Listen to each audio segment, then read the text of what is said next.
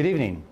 Thank you for joining us tonight for the Canadian Urological Association's webinar series on health policy. Tonight's session is called Practical Considerations for Health Practitioner-Led Advocacy, and tonight we're going to be focusing on pharmaceutical policy. This event is part of the CUA PCC Access Program, and completion of this program tonight enables participants to claim a maximum of 1.5 Section 1 credits. Tonight our presenters are myself, Mona Sabharwal, and Dr. Naveen Basappa. I am a health policy consultant. I specialize in patient advocacy. I'm a charter board member of Kidney Cancer Canada, and my focus in my career is to advise and assist patient advocacy groups, clinicians, professional healthcare associations, and health industry clients on strengthening their relationships with government and designing and implementing strategies to see patient access to newly available therapies and medical devices. I'm joined also tonight by Dr. Mona Sabharwal. Mona Sabharwal is a registered pharmacist who has worked at, both in formulary management for British Columbia and Ontario governments, as well as she was the inaugural executive director of the Pan-Canadian Oncology Drug Review, and where she oversaw the launch of that organization, and is still today very important. Tonight's topic area is going to focus very much on health technology assessment. Mona is also the vice president of Rexall Pharmacy Services, or Rexall Pharmacy. Dr. Naveen Basappa joins us from Alberta. He is a clinician that's focused on treating genitourinary malignancies, including kidney, bladder, and prostate cancer. He is the co-chair of the Kidney Cancer Information System and an executive member of the Kidney Cancer Research Network of Canada. And he is the associate clinical professor in the Department of Oncology at the University of Alberta. Tonight, our learning objectives are to give our participants an overview of the policy-making process in Canada as it applies to prescription drugs. We're going to learn a little bit tonight about the regulatory process, about drug licensing. We're going to learn about the health technology assessment process. We're going to review how private payers work in this system. We're going to talk about how provinces negotiate prices for drugs. We're going to look at how the clinician input process, how the clinicians participating tonight can actually participate in policy making. And we're going to talk a little bit about real-world evidence, how real-world evidence can be used to inform reimbursement policy. I'm going to recap a little bit. In November of last year, we ran the first of the series of this program. It was called The Essential Role of the Clinician as an Advocate, where we learned a little bit about how advocacy is an important dimension of clinician leadership. We talked a lot and learned a lot about how clinicians can lead the healthcare system on the path to better care for patients. We talked about how clinician advocacy is bolstered by collaboration with patient groups. And we talked a little bit about how clinicians have very formal and informal opportunities to affect health policy. And tonight we'll be going a little bit deeper dive into that topic area. I'm going to open up the program tonight to just refresh everyone about what is advocacy. Advocacy is those set of activities that are focused on influencing decisions within political or economic or social systems through various forms of persuasive communication. This involves efforts to influence legislation, laws, and public policy. And I want to reinforce that advocacy is not just flagging issues and speaking up. Advocacy is very much the process where you work work for the process of change with policy officials and lawmakers. So you're part of the solution, not just identifying the problem. I want to identify that there's a number of different stakeholders involved in the advocacy world that we're talking about tonight, which is primarily pharmaceutical policy. Many of the stakeholders have an interest in outcomes, primarily focused on improving patient outcomes. Some of the stakeholders have commercial interests in this environment. And some of the stakeholders are actually focused on, value and cost containment. Advocacy generally talks about two different types of advocacy. There's personal advocacy, of which I'm sure most of you have been involved in one way or another, and that is actually helping individual patients access treatments or the care that they need. Tonight, we're not really talking about that. We're talking more about the larger scale, how advocacy can affect public policy, laws, regulations, etc. I'm going to talk a little bit very quickly about the pillars of advocacy, and we generally organize them into four different pillars. The first pillar is really identifying what your issue is, the why. This will involve doing some careful research to understand the issue that you are going to be advocating for very carefully, the ins and outs, the potential cost implications of a new policy, the displacement issues that it might cause. It's the foundational work that you have to do to really prepare to advocate for an issue. The next part that we usually focus on is understanding your audience. This is more of the strategic setup. And this is the area where you start to try to understand who your key audience is. Defining your key audience, whether it's a government agency, whether it's elected officials, and in this context, you'll develop some of your key messages based on your understanding of your audience. Then we talk about some tactical approaches, the how. This involves relationship building. This is where one would start to develop their plan to reach out to their focus audience, the elected representatives perhaps that may have some impact on a law, maybe a clinician group that you may actually conscript to actually help you in this particular area of advocacy. And then you would develop a communications plan around your advocacy objectives, and you would start to develop your action plan, and then you would proceed to action. This is where you would take all your planning and implement your advocacy plan, which is essentially focused on changing policy or changing laws. I'm now going to pass the baton over to Dr. Mona Sabharwal, who's going to start running you through some of the issues around health practitioner-led advocacy, starting off with ethical frameworks. Thanks very much, Bob. So I'll be talking about ethical frameworks, and the reason that it's important to really consider ethics and principles around ethics is that when you are approaching decision makers, they maybe have some hesitation in engaging with you because they may be questioning your motivation. And I think many professional organizations and advocacy groups have really understood that in order to have that credibility and integrity in their interactions with policymakers, they do need to articulate principles and guiding policies. And so it's important to consider these policies when you're advocating with a decision maker. You want to make sure that you maintain your credibility, you maintain your independence, and ultimately the goal of all this is to develop trust between yourself and the policymaker so that you can demonstrate that you're really participating so that you can have a meaningful partnership in helping shape the health policy and delivery agenda. Now, as I mentioned, a number of professional associations do have codes of ethics and around behaviors and commitments around responsibilities.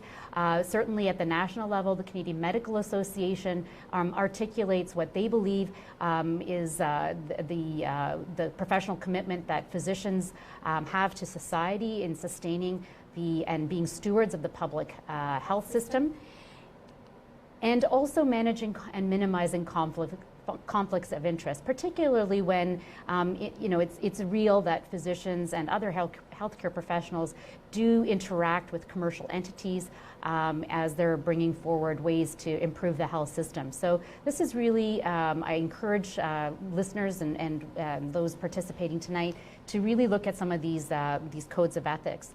At the national level, as I mentioned, we have the CMA.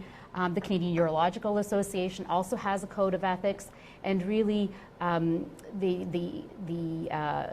ethos here is that you should strive to be an effective patient advocate by upholding these principles of timely access to care, high quality care, and patient safety. The organization that we both belong to, Kidney Cancer Canada, created a code of conduct. This is a patient advocacy group, and this was actually an interesting development that when I was in charge of the Pan-Canadian Oncology Drug Review, I did suggest that the organization create some code of conduct for their members so that we can start to build that level of trust between partners, and the organization responded in creating this code, which I think has really set the standard for patient groups across Canada, and it really speaks to how it doesn't try to suggest that relationships with commercial entities are something to avoid, but it's really how do you minimize the impact of those relationships so that people have transparency around the relationships. And there's more in terms of the guiding principles that really speak to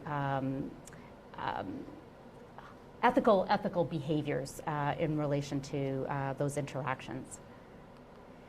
And I also wanted to mention that Prostate Cancer Canada also has a specific policy around gift acceptance, and it really is that any acceptance of those sponsorships ultimately are there to enhance the organization's ability to improve the lives of those most affected by prostate cancer. Now, I bring these issues forward is that when you do, if you do decide to engage in some of the formal decision-making processes around drug reimbursement or new drugs coming to Canada, you will be asked to provide and to declare your personal conflicts of interest, whether those are real or perceived. And practically speaking, what this means is that if you participate in an advisory board, you engage in some work with a commercial entity, such as a pharmaceutical manufacturer, you will be asked to declare that conflict of interest prior to your engagement in that review process. So it's something that you should expect, and you should just be mindful to do that.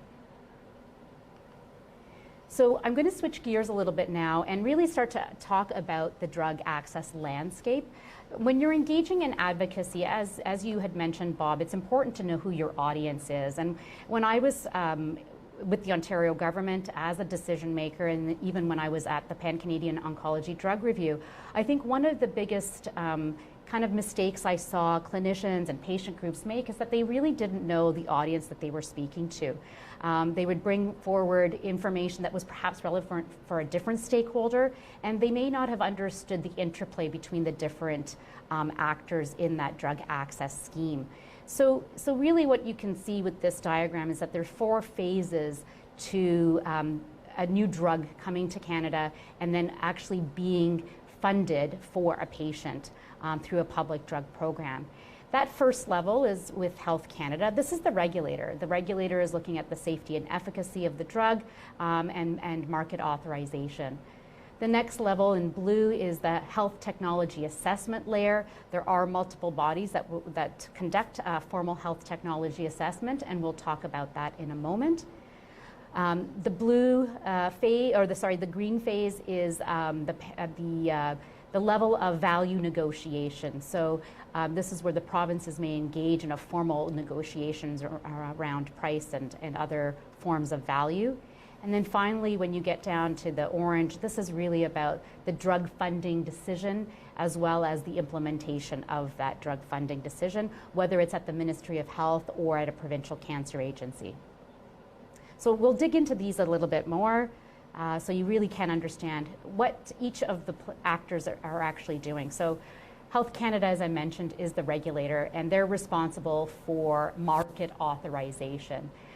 This really means new drugs, so drugs that have never been brought to market, and they're being licensed for the first time. It can also mean the first time a drug is used in a new disease or a new indication.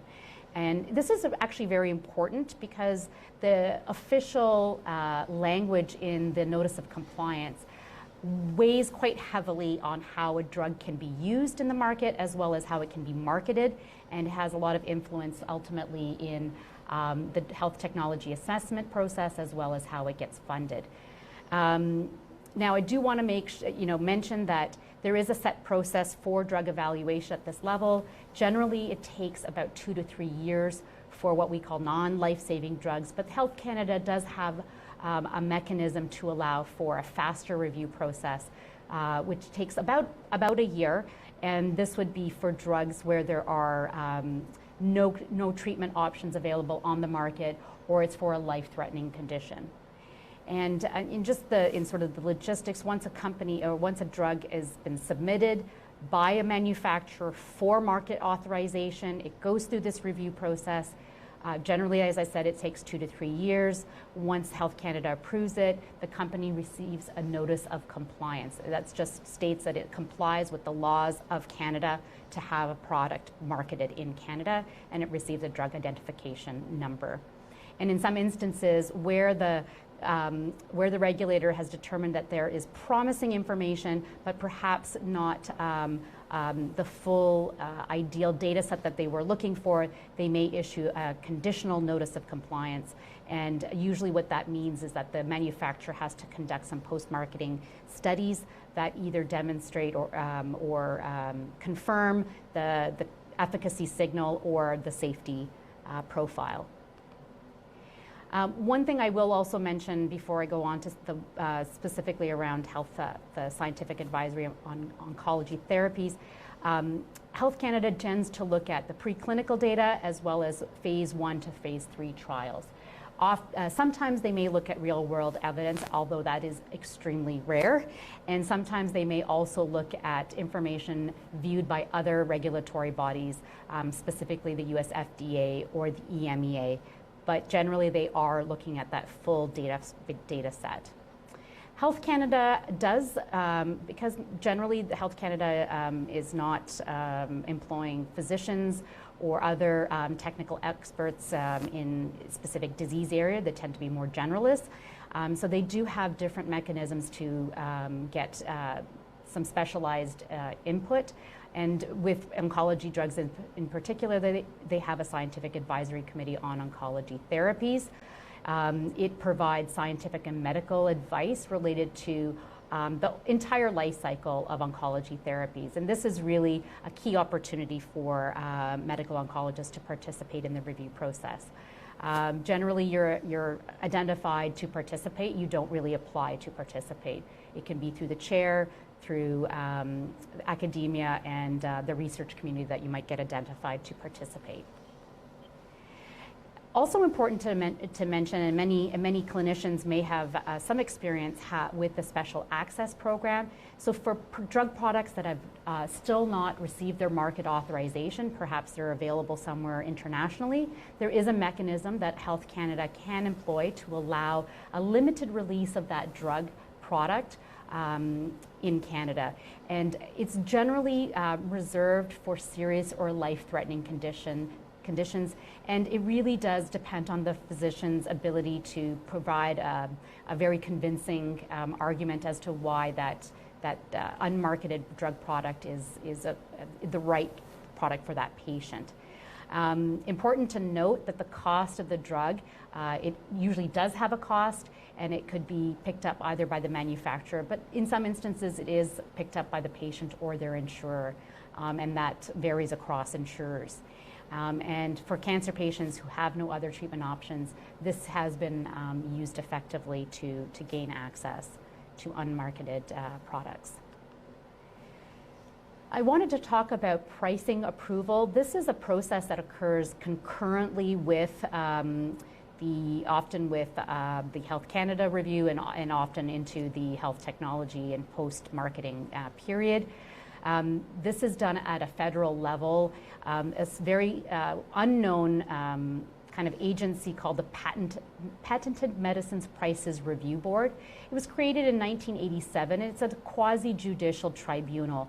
Really, they exist to set the price ceiling that a manufacturer can charge for a new drug in Canada, and they're really looking at comparing that price to a basket of international comparators. There has been a lot of noise in the market around PMPRB because it actually is going to be gaining some significant prominence. In 2016, there was a very serious signal sent by the federal provincial ministers of health to look at improving the affordability and accessibility of prescription drugs. And the federal government has really signaled that they are going to be viewing PMPRB as, and the reforms that are underway today, as laying the foundation for national pharmacare.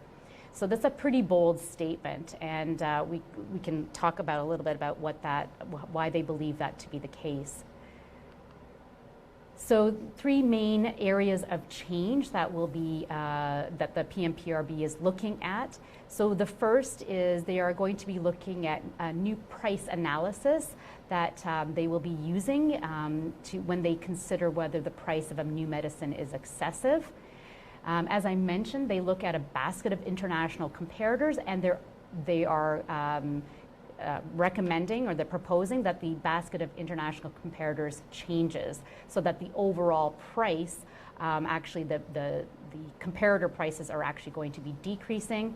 And they're also suggesting that they would be looking at the actual price of medicines, which is net of all adjustments, discounts, and rebates.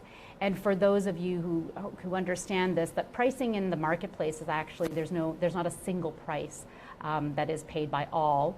There are varying prices of medicines, and in fact, often it is the public payer who receives some of the largest discount for new medications coming to market. What does this mean?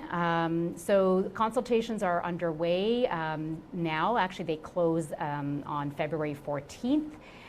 There have been a set of guidelines that have been published that talk about how these new changes will impact drugs coming to market. And there's actually a constitutional challenge that has also been brought forward as to whether the PMPRB has the authority and the Government of Canada as the authority to make these changes. Why has this constitutional challenge been brought forward? As you can probably imagine, there are some significant concerns that these changes will ultimately reduce the effective price of new medications coming into Canada by as much as maybe 70%. And that could translate into manufacturers having some significant challenges being able to bring new therapies into Canada. So something definitely to be watching for as this will impact not only the way that we bring drugs to Canada, but ultimately our patients and what they can access. Okay, so I wanted to get into the health technology assessment process. Many, which is that blue layer in the 4 phases that we talked about.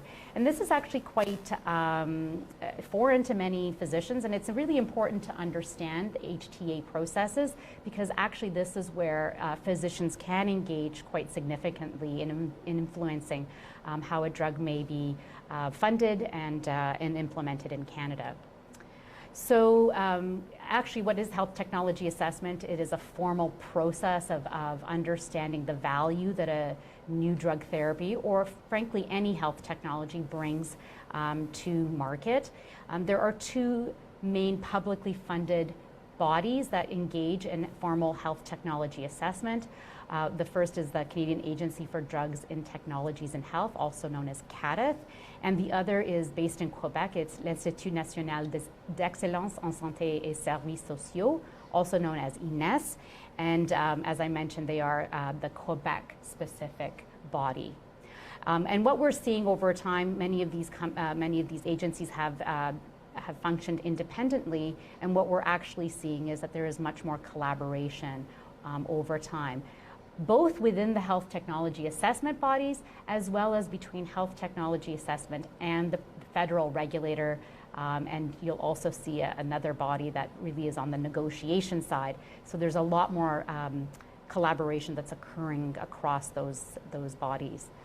So CADTH, which is the main body in Canada that looks at drug technologies, advising public drug plans.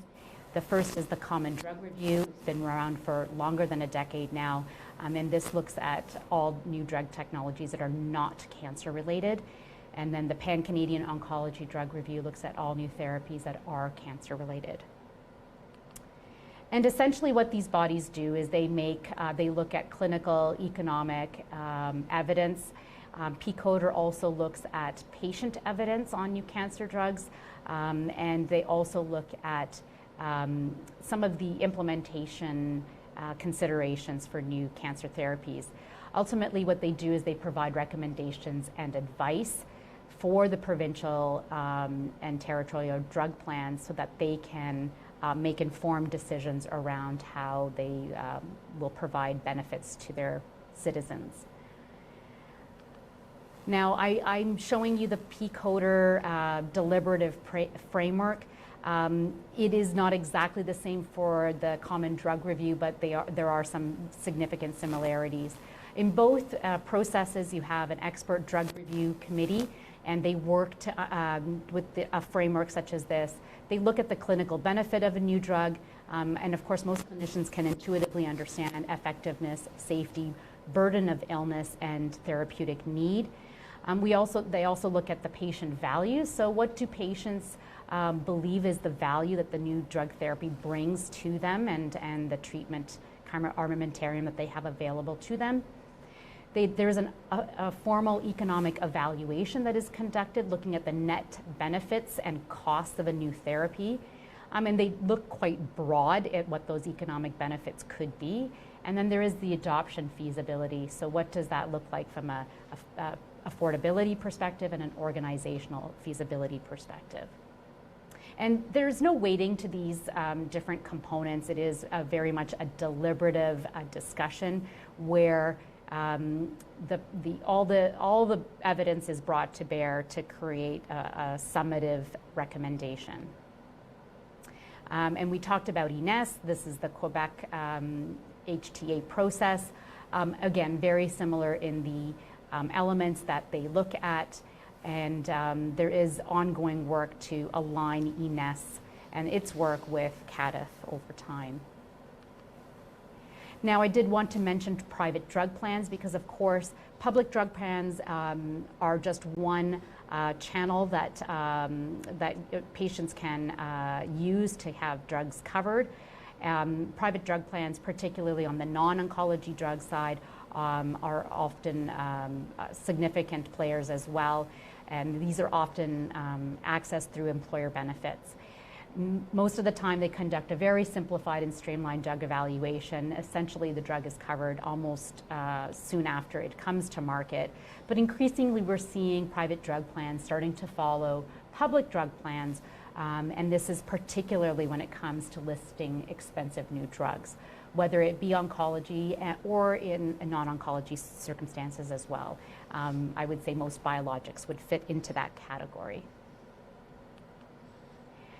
It's important to know that provinces do negotiate quite significantly with manufacturers around the value proposition, and this is done now through a Pan-Canadian Pharmaceutical Alliance. This is actually made up of the provinces.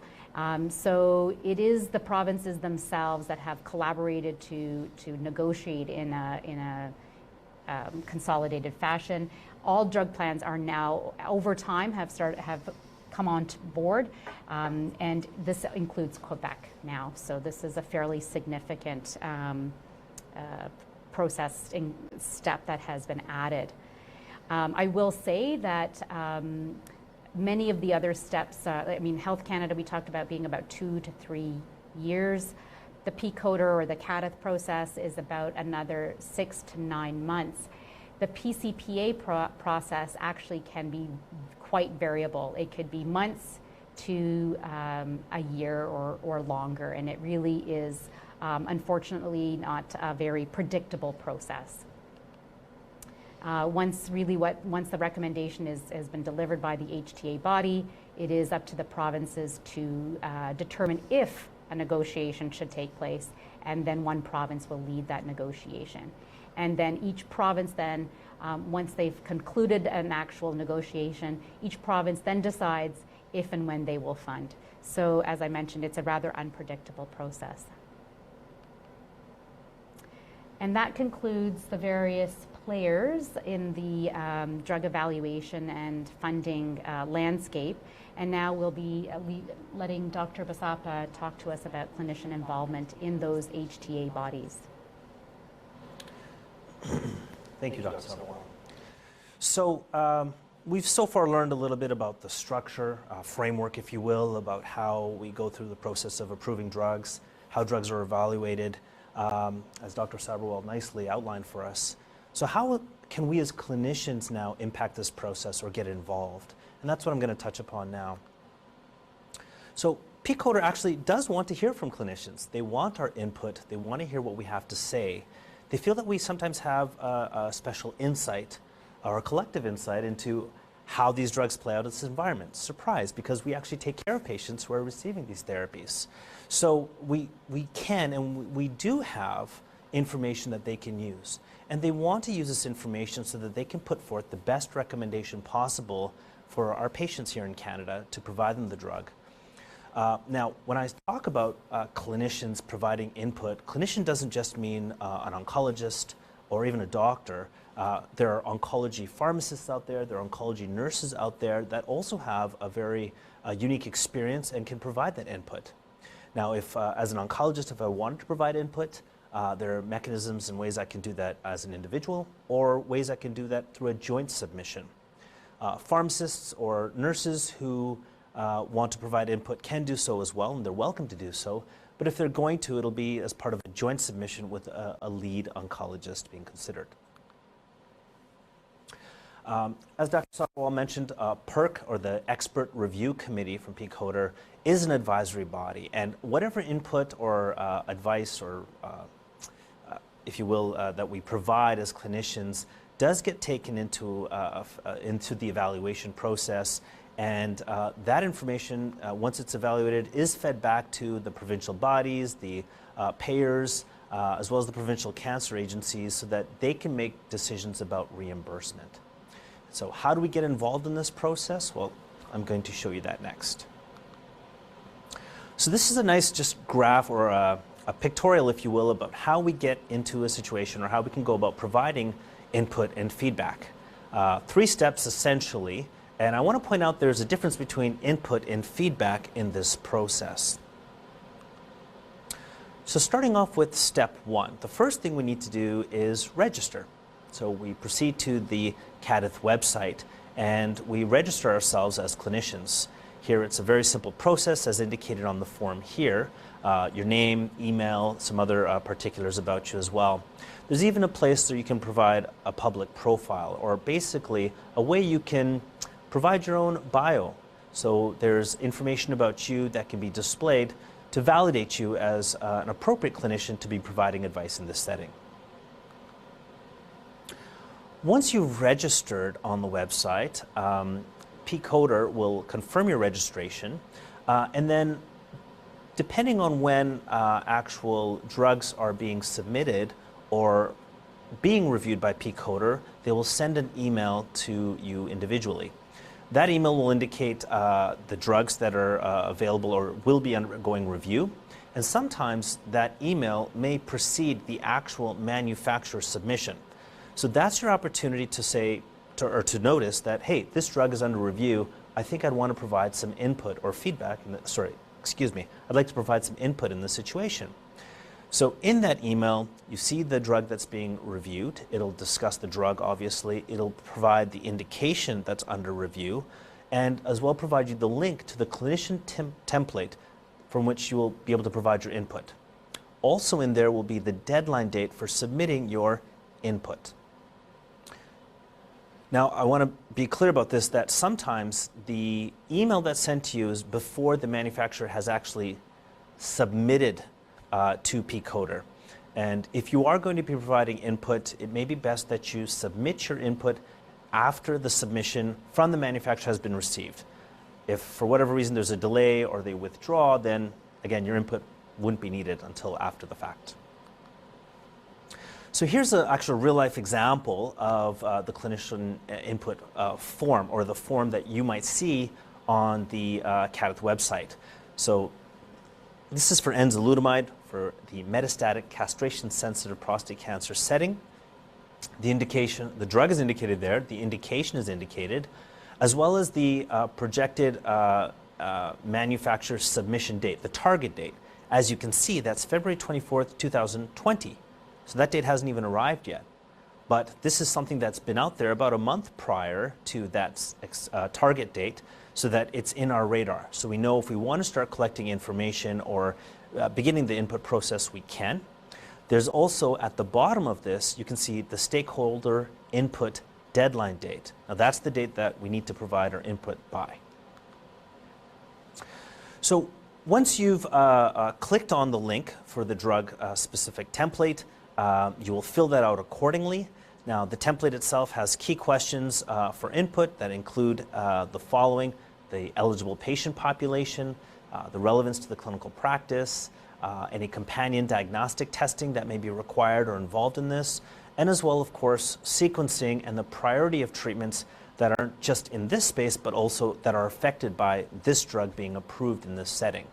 There may be some other questions as well, but they tend to be specific to the drug and the indication.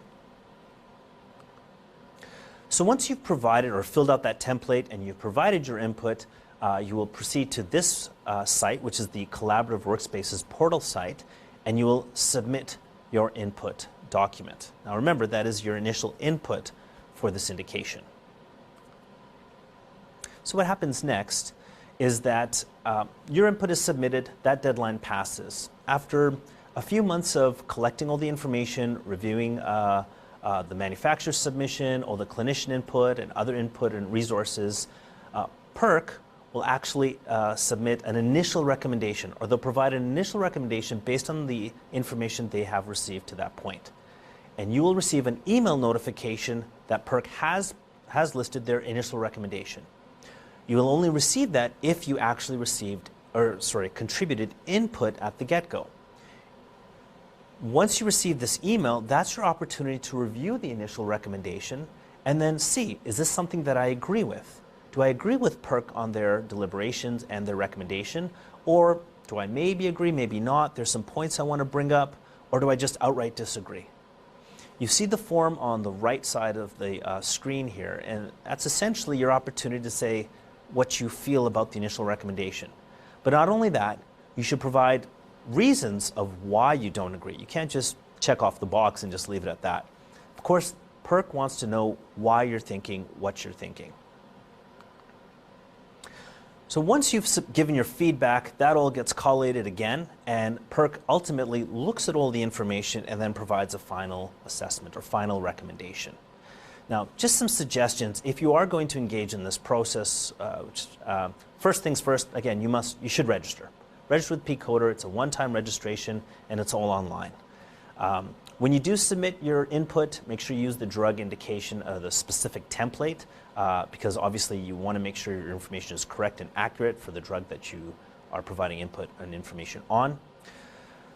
You want to make sure you're providing input that's relevant to your practice and your patients, right? You want to be specific about it, and there's some key points here that you can look over on your own.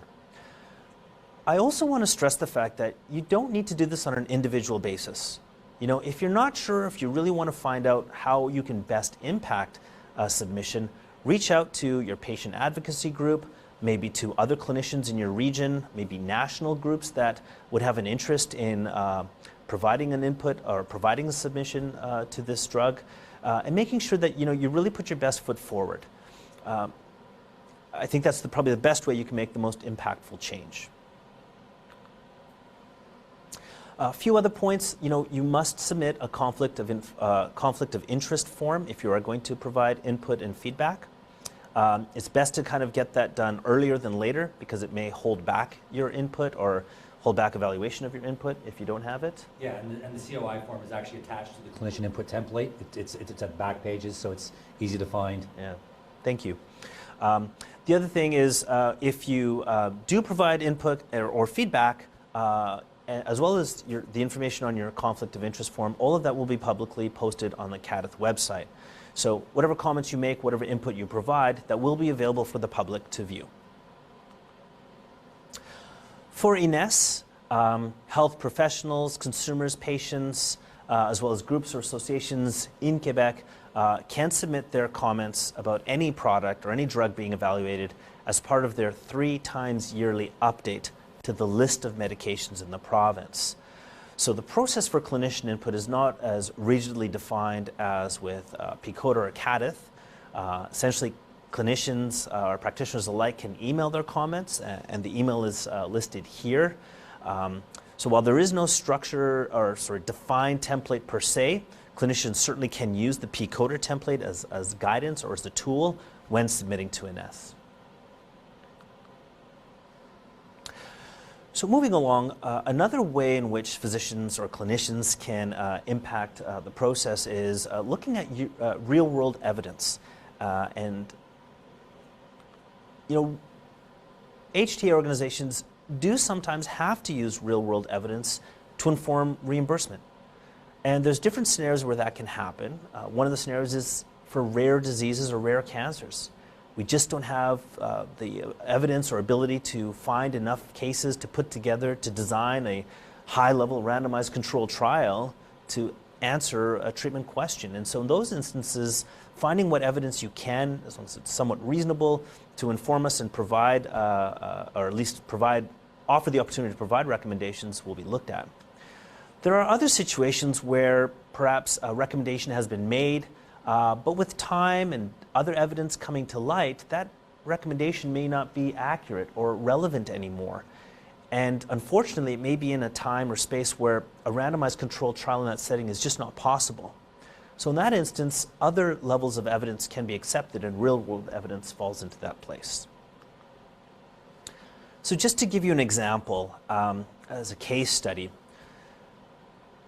a few years back actually, and up until recently, sunitinib or pazopanib, or VEGF TKI essentially, was considered the first-line therapy for advanced kidney cancer. And in the second-line setting, everolimus was the standard second-line treatment. In 2013, axitinib became available, and it had evidence supporting its use in the second-line setting as well. However, when it was actually approved, or the recommendation put forward by PCODR, was that axitinib would only be given if a patient was intolerant to everolimus or if there was a contraindication to giving them everolimus. So there were conditions placed on axitinib for access in the second-line setting, but not everolimus. So with, again, more evidence developing, more clinical trials coming out that showed maybe that this should be looked at again, the Provincial Advisory Group actually submitted a request for advice for the final recommendation of axitinib. And the question was, is there enough evidence to fund axitinib as an alternative to everolimus, not with the conditions around it, in the second-line setting? So the Provincial Advisory Group reached out to Kidney Cancer Canada, who in turn reached out to the KCRNC, which is the Kidney Cancer Research Network of Canada, and CKIS, which is the Canadian Kidney Cancer Information System, to see if we could work together to actually answer this question and make this a research priority. So just as some background, the Kidney Cancer Information System, or CKIS, is a web-based national registry containing prospective, de-identified patient data collected from consented patients. These are patients who have both localized and advanced kidney cancer. We've been collecting data as of January 1st, 2011, prospectively at 14 different academic centers across Canada.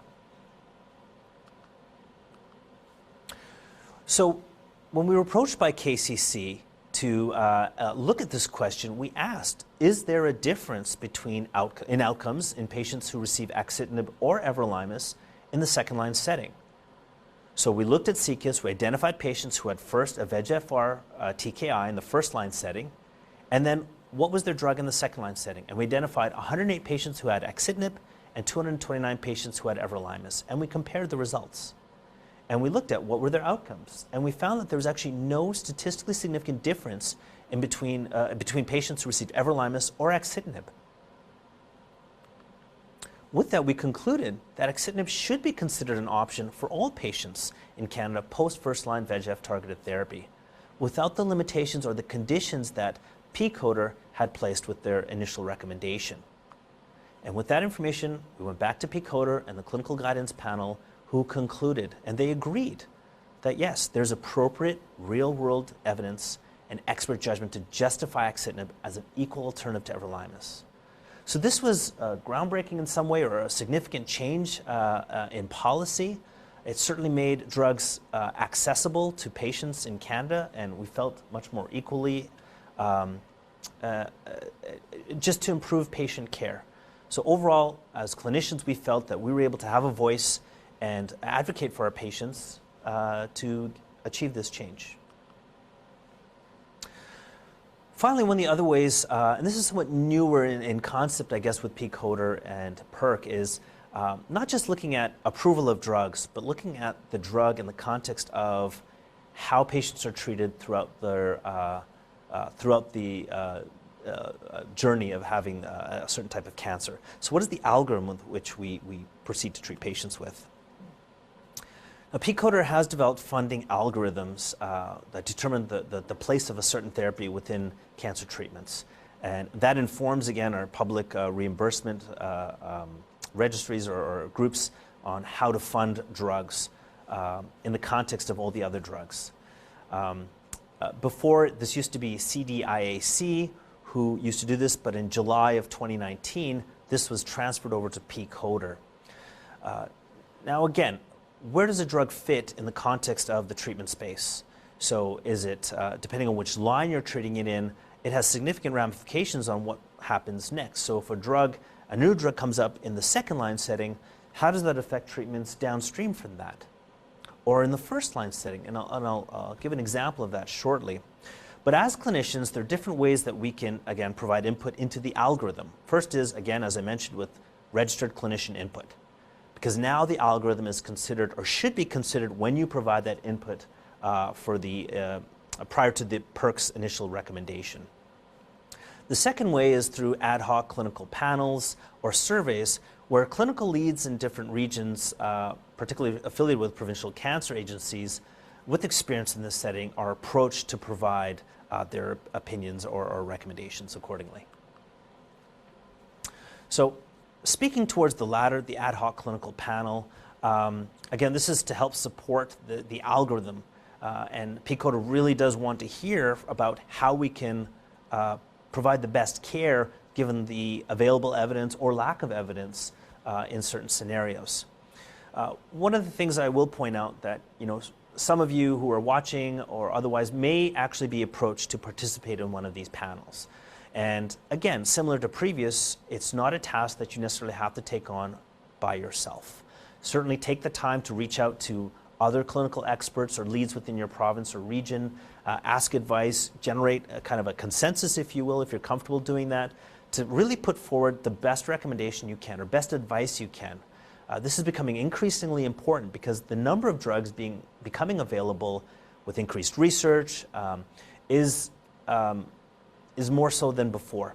So the more options we have sometimes makes it harder for us to figure out, well, what's the best drug to use when? So looking at these algorithms is, I think, key.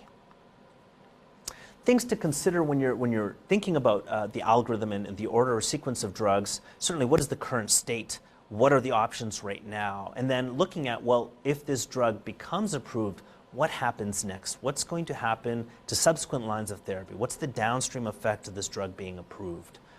There are other sources of evidence, certainly at academic conferences or abstracts, perhaps current trials, even real-world evidence that could maybe help you in determining sequence or providing that input.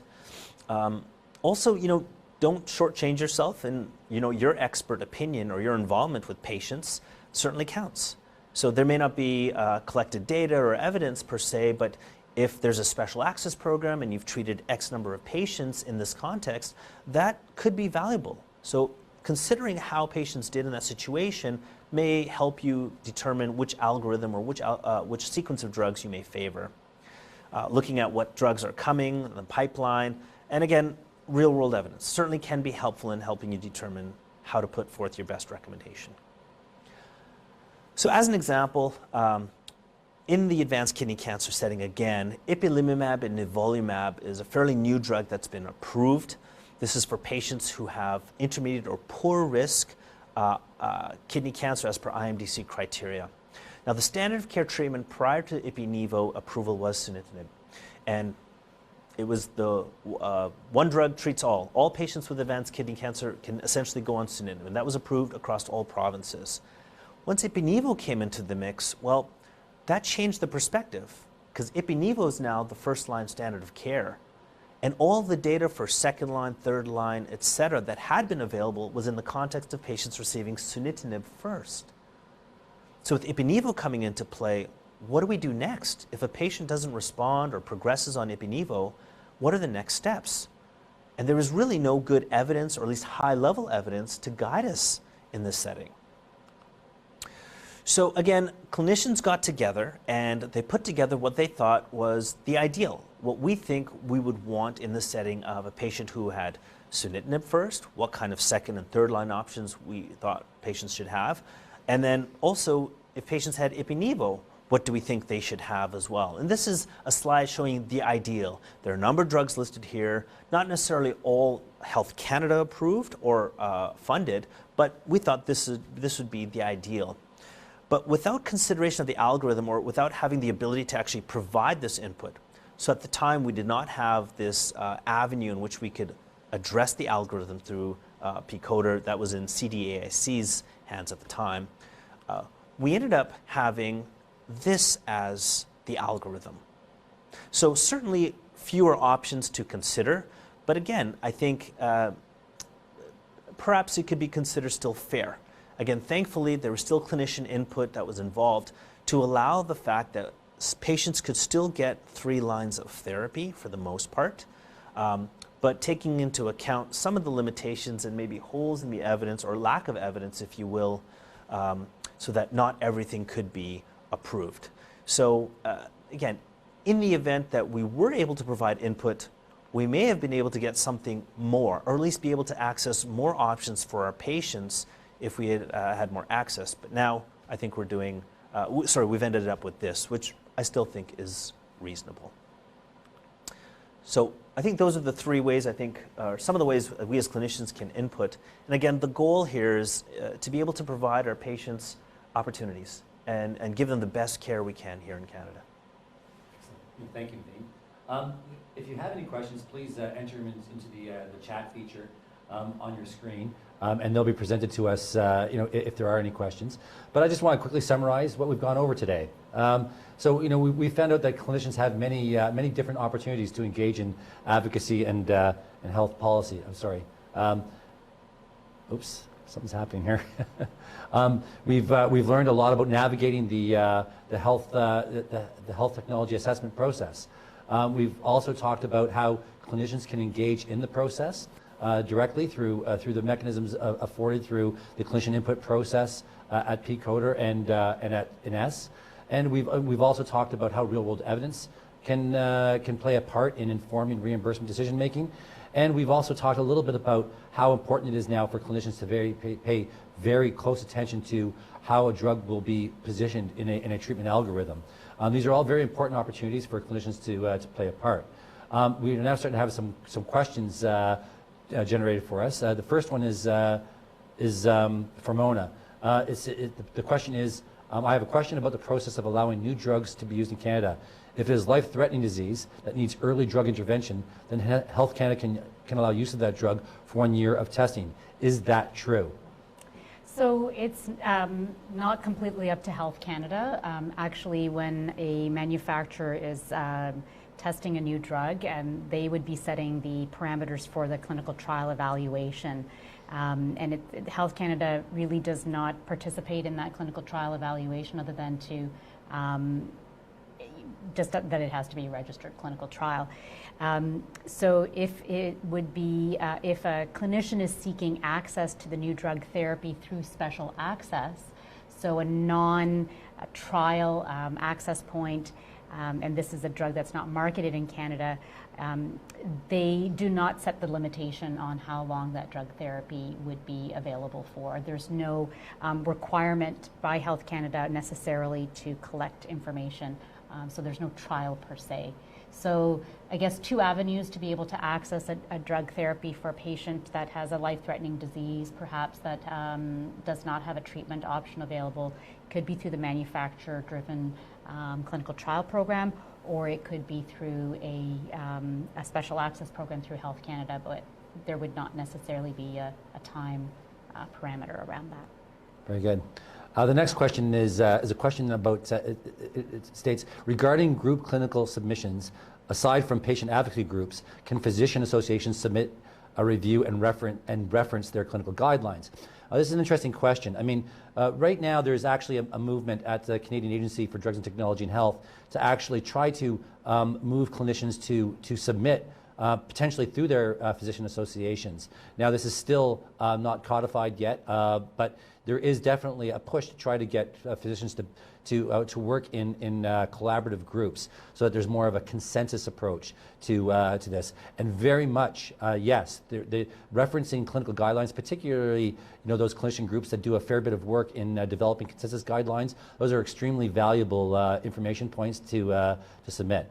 That seems to end the formal questions from our audience right now. But I did want to ask Dr. Basappa a quick question about what is it that drew you into this whole area of actually participating in the clinician input process for health technology assessment? How did you step into this particular area? Mm-hmm.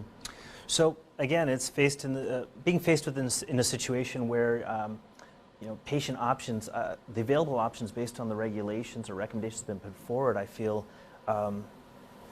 weren't fair to our patients. And there's new evidence that had came out that really made one of the drugs just really not well regarded. It just seemed inferior in a number of different ways. And there had been a lot of debate over the years, but never any randomized controls trials comparing those two drugs, axitinib and everolimus. And we just felt as a group that we needed to answer this question as best we can. And if there was not going to be a study, well, we have a large data set of patients. Is that something that might influence or change opinion? I mean, I think the space was also changing as well, so new drugs were coming underway, but at the end of the day, we didn't know how long that was going to take, and we felt that it wasn't right for patients to be getting perhaps subpar therapy for really a reason that didn't make sense.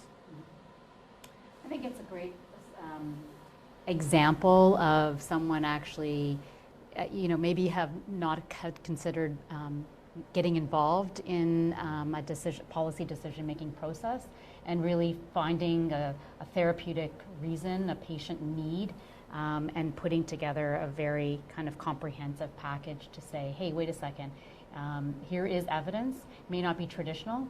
It may be, outside of that randomized controlled trial.